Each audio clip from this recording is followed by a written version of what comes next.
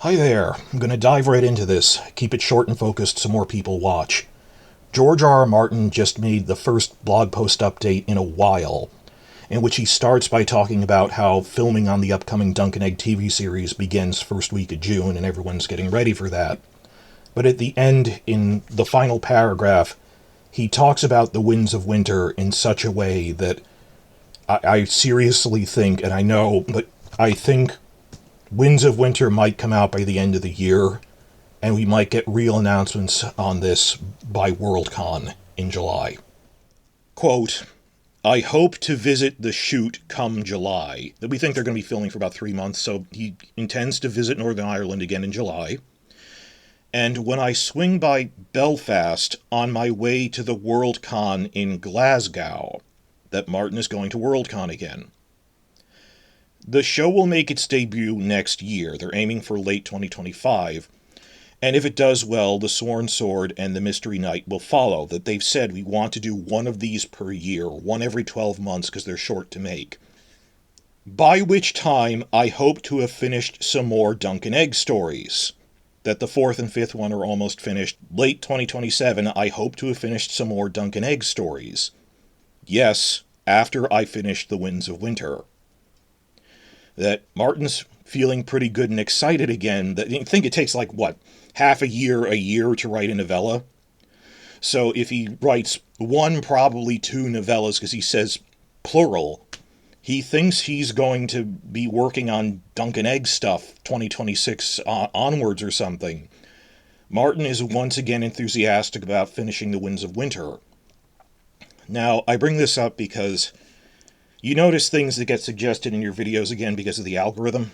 That it was actually 1 year ago last week that May 14th of 2023, we had heard really good updates about the progress on The Winds of Winter, that he was he'd been going around interviews saying, I'm 2/3 done. There's 25 chapters left. We managed to figure out of there's usually 75, so that means 25. And at the pace he goes, and I cross-referenced with longer, more detailed things Preston Jacobs put out, linking to my original video in the description below. The one from a full year ago, last May, I had this big video where I said, based on the rate at which he goes and how much he said he got done during pandemic lockdown, we can hope for Winds of Winter by late 2024. And one of my reasons was I said, because we know this, they said this publicly, he told all of his other helpers, go into standby mode, don't start other tie-in projects. Like the team that made the World book were going to start this biography book of Who's Who in Westeros, and he told them around last year, don't start new things, I actually think I might be done within a year or two. So just going by that and the pace at which he writes, now I honestly don't think we're going to be getting this as a tie-in for House of the Dragon in June of 2024. They usually announce books, this is a rule. They tend to announce books about 3 months before we get them. That he said, the instant I hand my publisher the manuscript, I will tell you, and from when I hand it to when they print it should be about a 3-month turnaround. That there is hope that, because he said I'm going to Belfast on my way to Worldcon in Glasgow, I think Martin is going to announce The Winds of Winter at Worldcon in Glasgow this July, aiming for a Christmas release.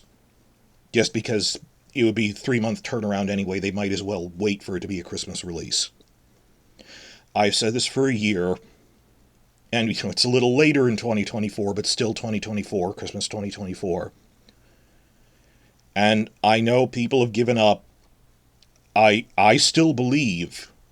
I believe in the Song of Ice and Fire.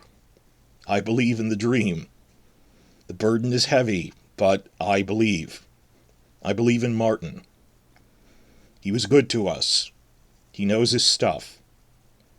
And I can't give up on hope. That there has to be... You can't forget that there's more in the world than just cynical, backstabbing producers who are incompetent and crush our dreams with poorly produced, cynically produced, churning out bad Witcher content, bad Lord of the Rings prequel content, and then rushing off Game of Thrones of, haha, we're going to make bad Star Wars movies, then we skip out on just... there is beauty and art. Sometimes that really happens. You can't forget that. They can't destroy that. And